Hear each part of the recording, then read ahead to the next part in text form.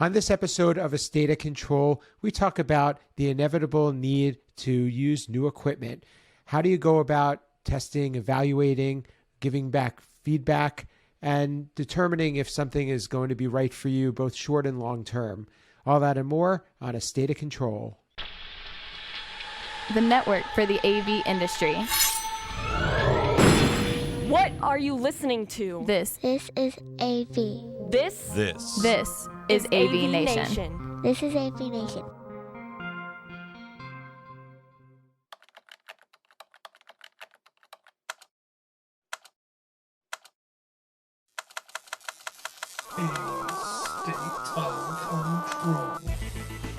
A State of Control. A State of Control, episode 91, Tinfoil Hat. Support for AVNation is brought to you by Atlona, the go-to provider for AV signal distribution and control in corporate, higher education, and residential spaces. Welcome to A State of Control, an AVNation podcast that highlights the programming, control, and automation aspects of the audiovisual industry. My name is Steve Gramblatt. I'm your host. Thanks for joining us today. On today's show, we're going to talk about something that's kind of inevitable. It's trying to determine when and the best way to use new equipment. So with me to discuss that are two returning guests that you all know from this and other shows. And before we get to say hello to them, I'd like to introduce my partner here at A State of Control, and he is Rich Fregosa, and he's at his home office, luckily. I am. Fortunately, I'm not on a plane and I'm not stuck somewhere in a blizzard. So I'm glad to be here. And actually, I'm excited that we are less than double digits on our way to 100. So from the episode list, so we cracked the seal. It's hopefully downhill. Hopefully our show quality doesn't go downhill. Hopefully it's just us picking up speed. But good to be here. Absolutely. Yeah, for those of you who are counting, we're less than 10 away. So it'll be sometime this year that we'll be cracking 100, which is pretty damn cool. So first, I'd like to welcome back. He's sort of a regular here, but we haven't heard from him in a little bit, and that's kind of my fault. But he is Brian McGrogan, and he's from Verex. Welcome, Brian. Thanks very much for having me back, Steve. It's great to be here. Thanks for being here with us. And last time we heard from Brian, we did a back-to-back episode on security, episodes 79 and 80, so check those out. But to beat you on that one, we have an old friend that we haven't spoken to in quite some time, and I had to go back and see it was episode 54. So we really have to welcome him back, and he is Scott Tyner, and he's from Bates College. Welcome back, Scott. Hey, Steve. Thanks for having me back. Thanks for being here. So as I mentioned at the top, and we're going to talk about today is the fact that we all have to use new equipment. You know, whether we're talking about upgrading something that's existing, whether it's a newer version of a model, whether we're trying a new manufacturer, or whether we're just doing something that we haven't done before. We always have to work with new equipment, and that's a good thing, because as they say in business, if you're not moving forward, you're moving backwards. So the key is how do you best do that? And that's a lot of what I think we're going to talk about today. So, Rich, I'll start the conversation with you having the first word on this. When you're talking to a client, when you're talking to an integrator, when somebody's putting a new piece of equipment in front of you and say, hey, you know, we're going to make this work, you know, what's the best way to have that conversation in a productive manner? Well, I'm going to temper this with, if you asked me this question 2 years ago, I would have a far different answer than you asking me at the beginning of February in 2022. So pre-chip shortage and supply chain issues, and post-chip shortage and supply chain issues. Right now, it is requiring a bit of it is a very healthy serving of honesty, as well as quite a bit of seasoning of inspiration and creativity. you have to season it really well with those two right now, because it is a it's a constant part of the conversation right now. If you mention the word new project in this year, the next words out of your mouth are going to be something related to supply chain. And that's across the board. And the thing is that it has become part of the lexicon now. If somebody had mentioned that phrase a year ago to a general consumer, right, or to anybody really, it'd be like, okay, I don't quite know what that means. It doesn't affect me. I mean, now you're hearing about stuff like, washing machines and patio furniture and all of these things. It's like it's a daily part of life at this point. So, but it's not something to hammer a client with right now. So new is great, but the problem that we're having to say is we'd love for you to get new. We just don't have it. So we've got choices. We can develop with it in mind and phase our way in, or we can start taking a look at what you got and getting a little bit more out of it. And so it's a precarious conversation right now. However, once we get out of this, and we will get out of it, a big part of it revolves around why new. Are we doing new for new sake? Are we doing new because it adds value?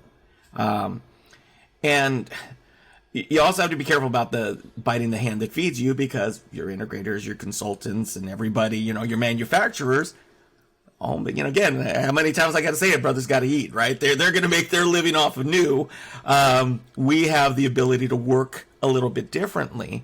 But I mean, new does provide new features, higher quality audio, higher quality video, speed, security, flexibility, dot. It requires, again, what we try to work with, which is, let's set the equipment aside for a moment. And let's use this situation as a conversation to what are you looking for? What's your end result? The humans who are going to walk into this space, what are they expecting? What are you expecting for them? And then you pull out your crystal ball. Okay, so here's what you saw in an episode of 24 10 years ago, and you thought it was the coolest thing. Okay, we still got that yet. So with that said, here's where we can get you, and we're much closer now than we were then. But here are the caveats. And, our first conversations with clients are that our job is to protect you from yourself. That is what I'm hired for, to keep you out of trouble. Once I keep you out of trouble, then I can start giving you the stuff you want. But I'm not going to immediately walk in and treat you like a toddler and hand you an espresso and a puppy dog and let you loose. It's just not going to happen in your space. So, I appreciate it right now because new allows a conversation. New allows for, and again, Rev 2.0 of what you're doing, right? I mean, new for us is, hey, we've had 5 years of similar spaces, and here's where we fell on our face. Well, we thought we had it. Well, we thought we had the secret sauce. Here's what we've learned. So now let's take this, and we now have the toys that actually let us get from point A to point B. And so, I mean, it's a chore. It honestly is. I find that most integrators, programmers, consultants are successful when they're listening and their speech reflects that they're listening. Because we're still tech geeks. We still love gadgets. We still love stuff. It's still really easy to get caught into the stuff instead of listening. And so, new products is the opportunity for a new conversation to be able to take that next step, not only for them, but for you, and to show where you've grown and to be able to provide that experience. So it's the West Coast vibe, man. Like I said, it's all holistic here. It's all about give and take. So Scott, I'll let you comment on that, because I think that you're in a bit of a unique position because you're very close to the client, the users, your users. You also are involved in representing your school and really have responsibility for making sure that your needs are met, but you have to kind of weigh the pros and cons that Rich talked about. What goes into your thought process when you're looking at new equipment, and are there some ways that you found to kind of hedge your bet a bit? Yeah, we are. It's interesting, right? Because at a school, we have different situations than others. We have a classroom or classrooms, which are pretty darn standard year to year. Presentation spaces are the same.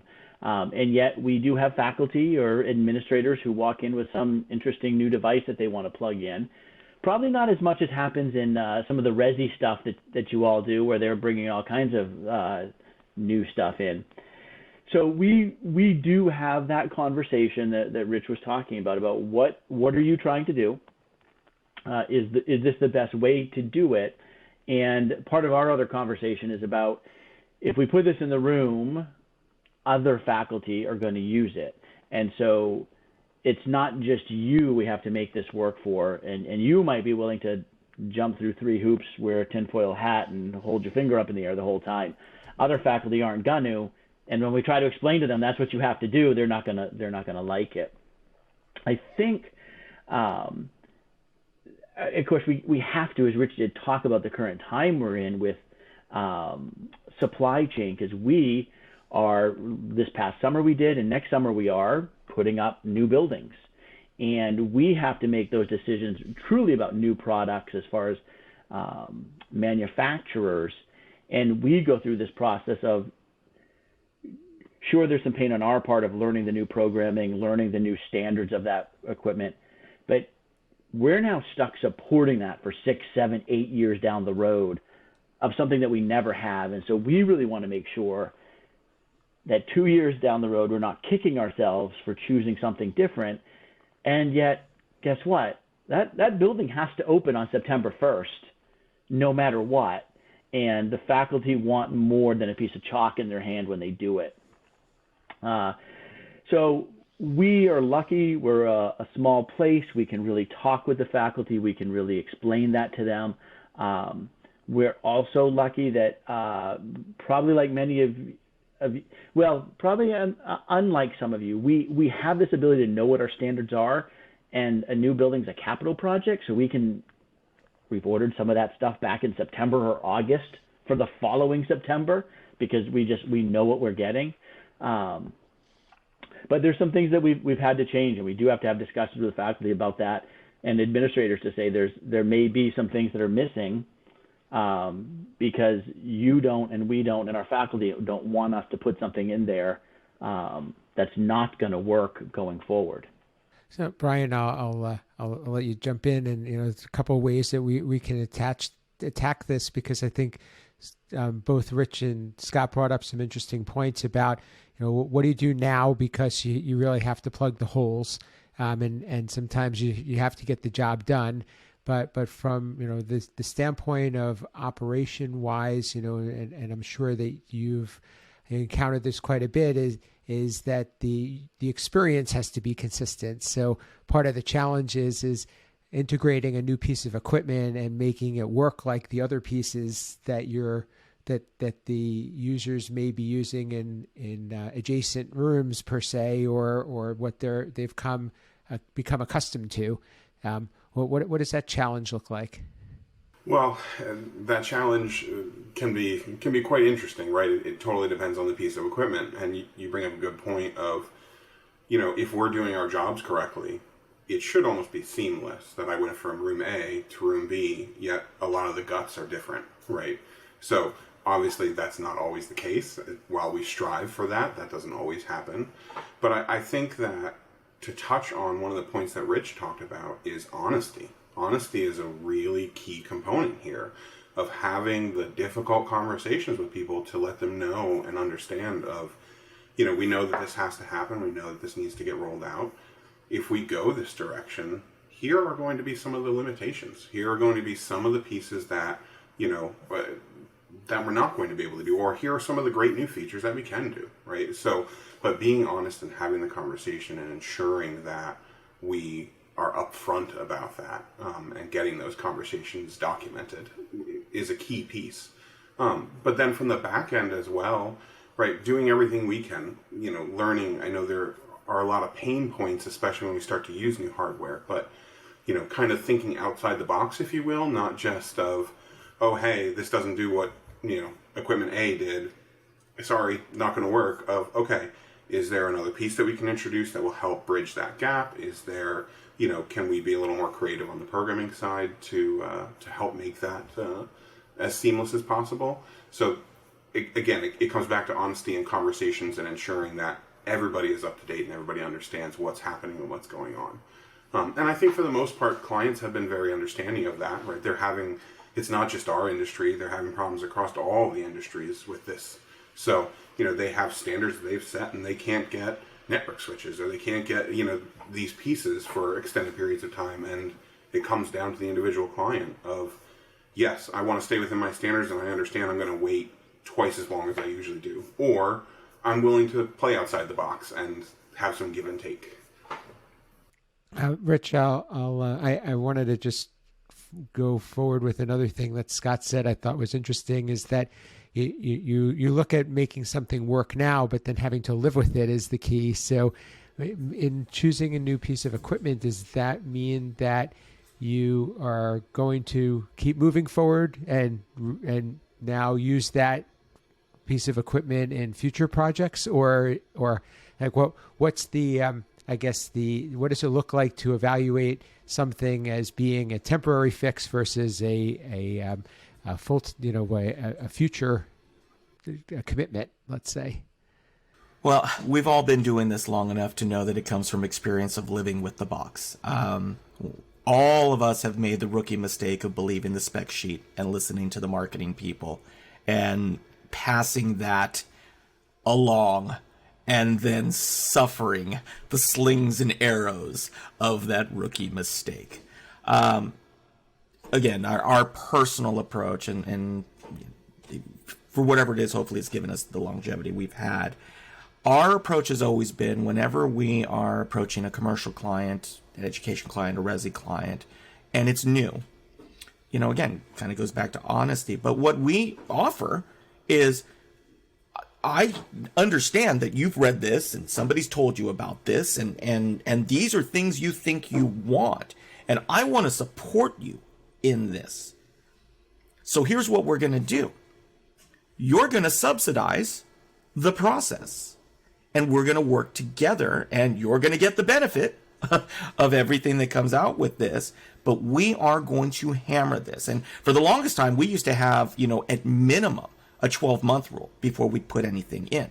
Because we would always say, look, until that second version of firmware, software, whatever it happens to be, comes out, I've told you many, many times, it's like you either want to be, if you want to be leading edge, we can support that. If you want to be bleeding edge, there are costs and ramifications.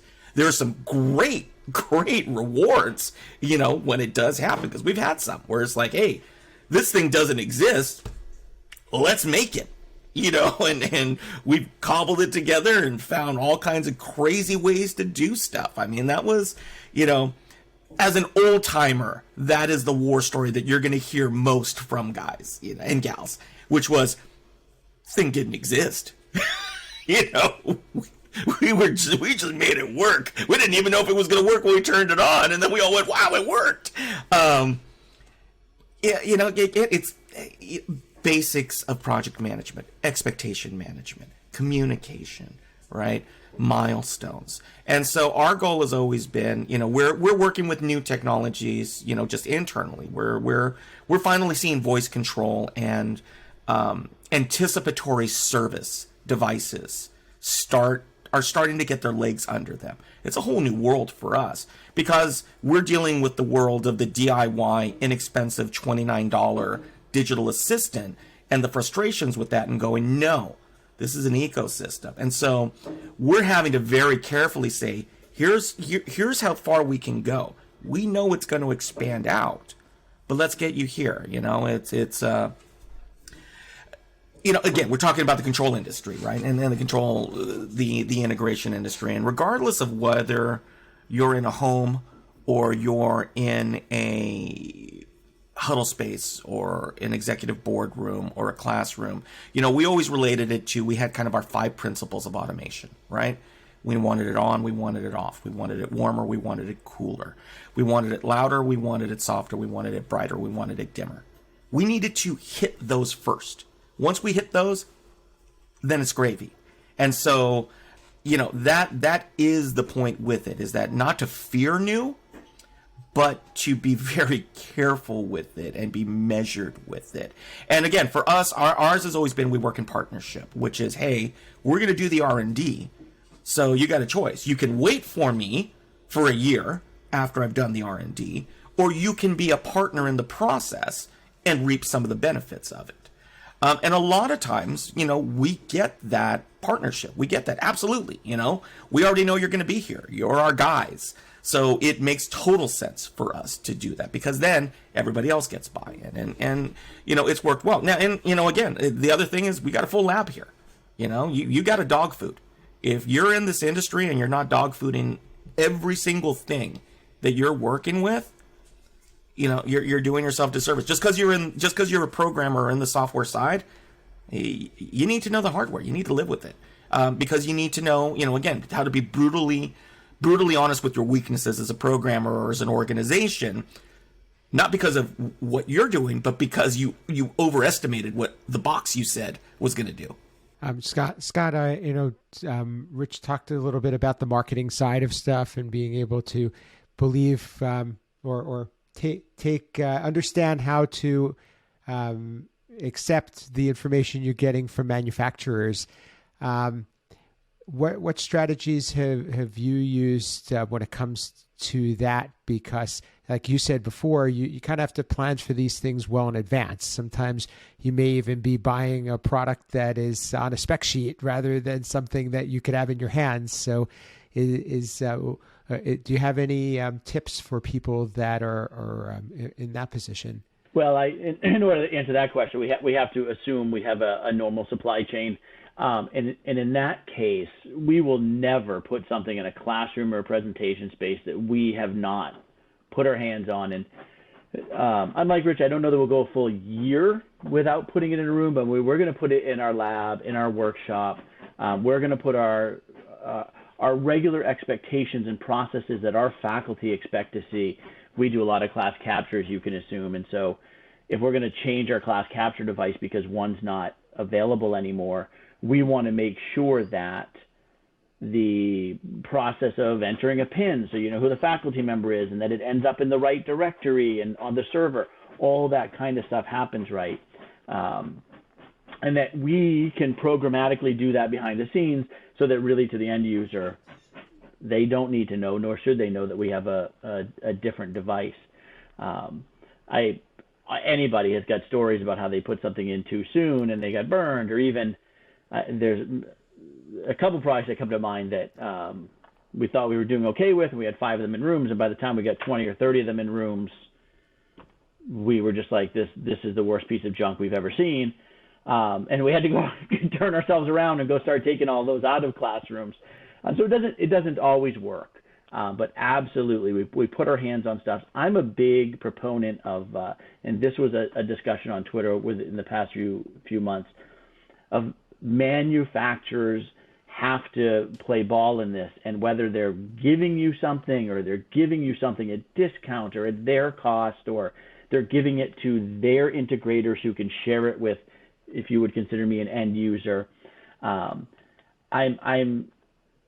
I get there's business operations to this. I'm not a huge fan of this whole, you write me a PO and you have to have that back to me in 30 days or we're going to charge you. You get the thing and then all hell breaks loose and it's 20 days later and you haven't even unpacked the box.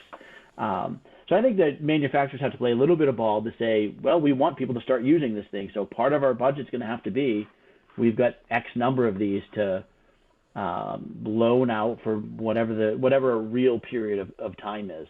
I think that's a really good point. In fact, one of the questions I was going to ask is how to communicate that to manufacturers so that they can be a partner and be invested in that process. Brian, I'm going to switch the conversation up a little bit. Programming is a hard one to look at, in terms of saying, what is it going to take to make this device work? It's one thing to work on the AV side or to fulfill the need of the application that it does, but a lot of times the programming, the effort that it takes to program or control a new product gets glossed over. They look and they say, okay, it has a port on it, it has an API, it's good to go. Wait, they check to see that there's an API before they sell it? Well, I would hope so, but maybe I'm taking things for granted. But so tell me a little bit about what are some things that should need to be to be thought about, and the kind of the second part of this, and I'll let others jump in too, is how do we make make it known to the rest of the industry, like what is good and what is bad when it comes to control and programming. I think for me, and the way that we work, one of the things that I did very early on is I joined our new tech team, right? And so we put our hands on, or we review products before we let them go live to a client, right? Hypothetically, we'd love to have them in our lab and we'd love to have them in that, but sometimes we only get to work with a manufacturer's demo for 30 days. And, I might only get a day with it, and I've got to try to make that work in some ways. So obviously there's some give and takes there.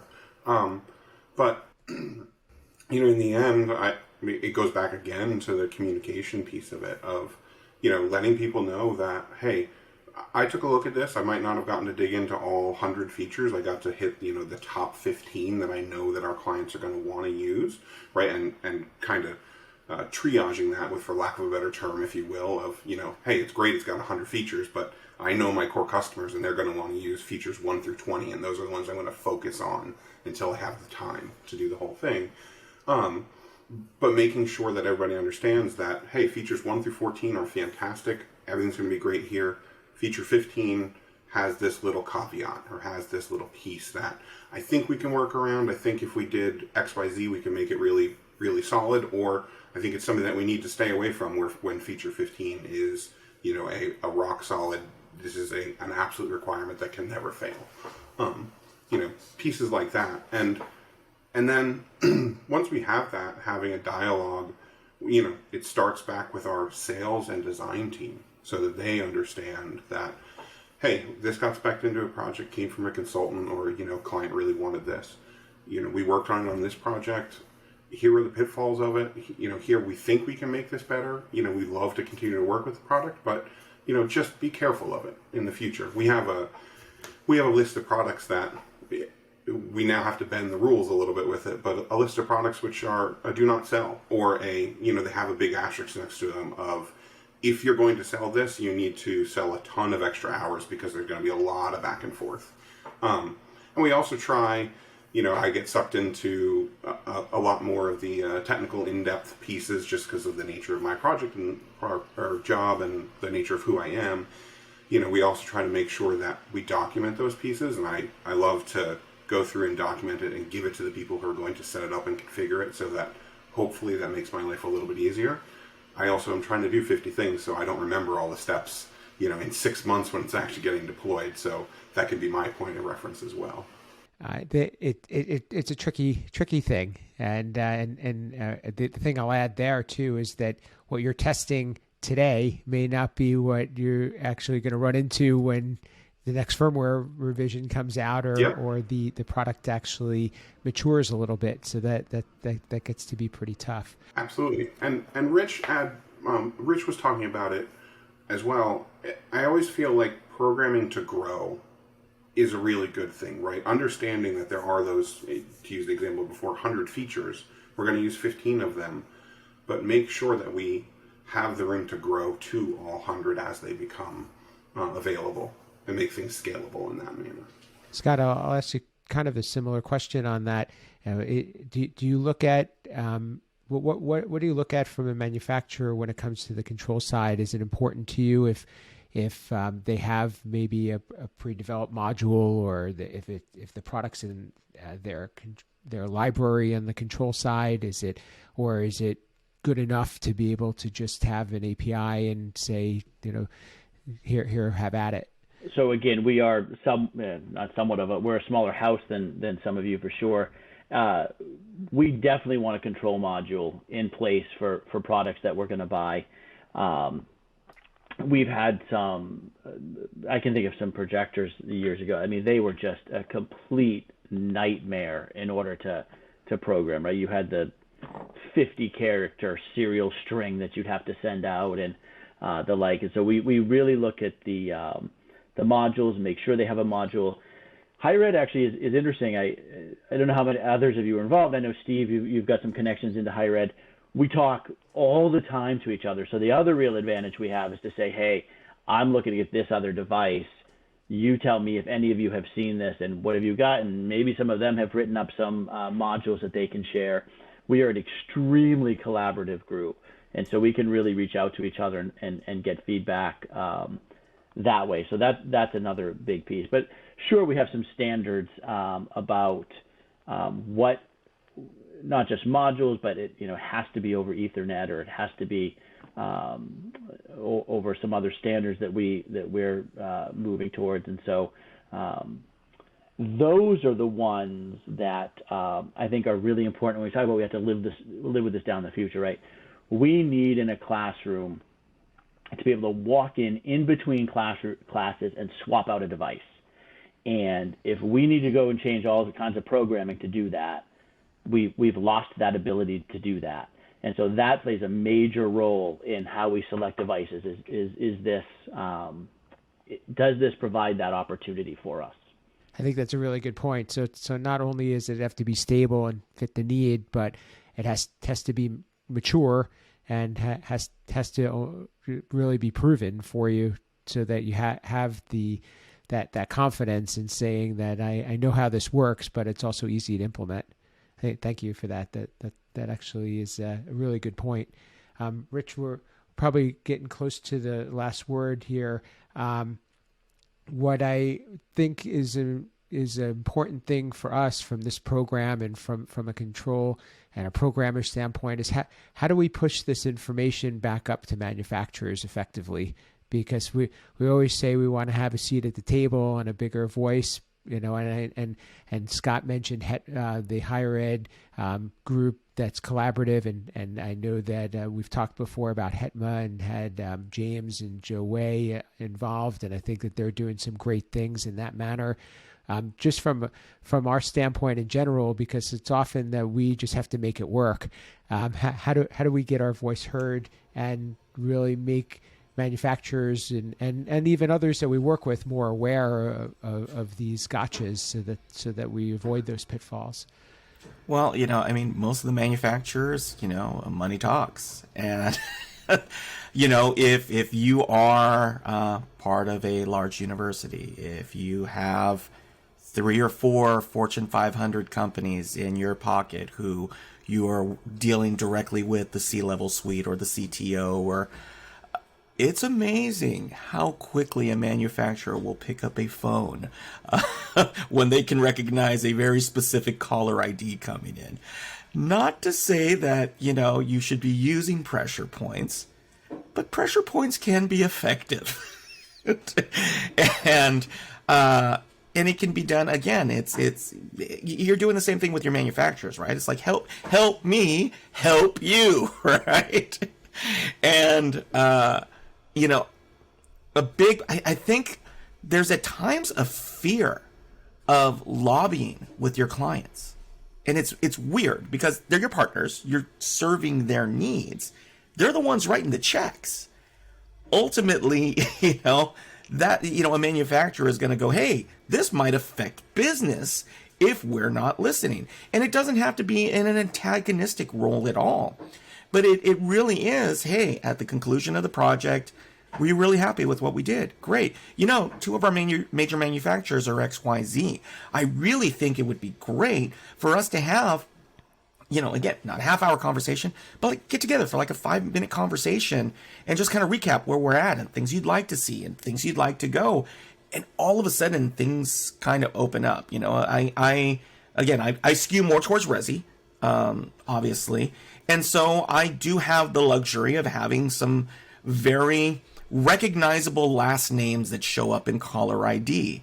And that gives me a certain bit of cachet with manufacturers when, again, you don't, with great power comes great responsibility, right? You learn how to use it. But ultimately, if your intent is to make it better for everybody, use your resources. And honestly, that's what Brian and Scott were saying as well, which was collaborate, use your resources. But it's not just us in the trenches. It's your clients. You can partner with your clients.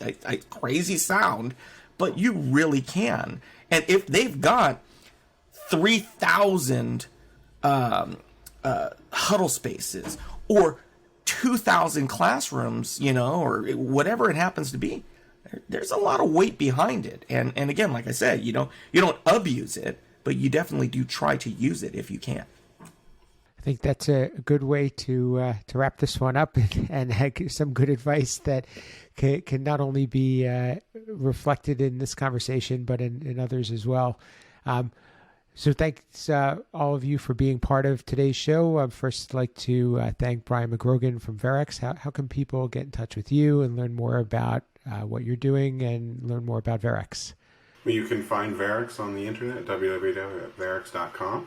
You can find me all over the interwebs, like Richie likes to say, at B. McGrogan on all social medias, and same for Verex, at Verex on all social medias.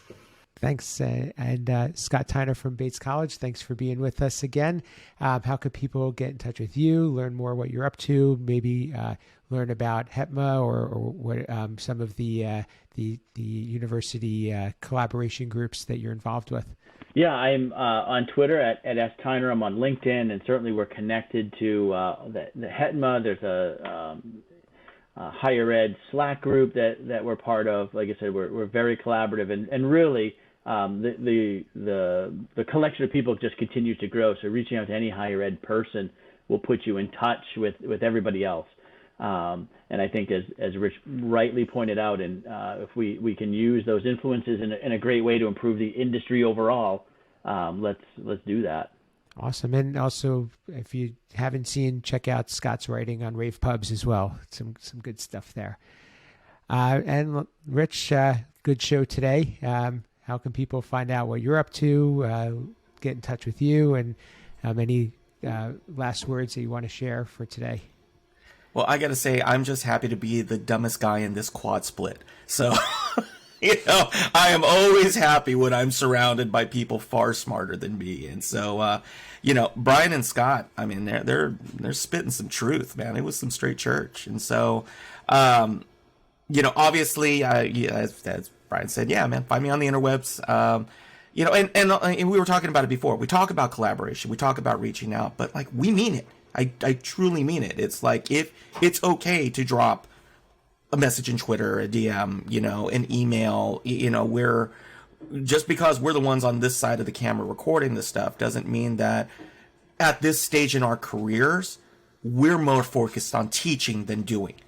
That is our role now in this industry. And so I want to state again, if you happen to be watching this show, reach out. I mean, we're going to pick up. We're going to respond. That is, why we're doing this. But, at R Fregosa on Twitter, Fregosa Design, type my name in the interwebs, stuff will be coming up. But as I always say, the best place I hope you really do find me is here on AVNation.tv and our suite of shows where we talk about a bunch of verticals, and there's got to be something for you in there if you're in this industry to watch. And, like I said, watch Steve's got some other shows going on that are phenomenal. Type in these guys' names and seriously, and look at the shows that they're on and follow them. And that would be cool. I appreciate that. And thank you, Rich. And as Rich said, he is more involved on the residential side. By nature, I'm probably a little bit more involved on the commercial side, but we also cross over quite often. And so if you're interested, it's always good to check out the other side of the industry. So Resi Week, AV Week, those are highly recommended, as well as many of the others. Scott's a regular on EdTech, so please check that out as well. For me, you can reach me at Steve Greenblatt on most social media platforms. I've been trying to be more active on Twitter and on LinkedIn, so you could check me out there. I love these conversations, and it's honestly how this started was Scott and I were chatting on AV in the AM, I believe, over on Twitter. So it's these things do happen organically, and they're great to be able to carry those conversations forward. And as Rich said, please leave us a comment, a review, a rating, or just tell us that you're out there listening, because we're always looking for more topics and want to make sure that we're serving the audience and having some new voices and opinions. So we look forward to hearing from you. Please do so. Until next time, this has been A State of Control.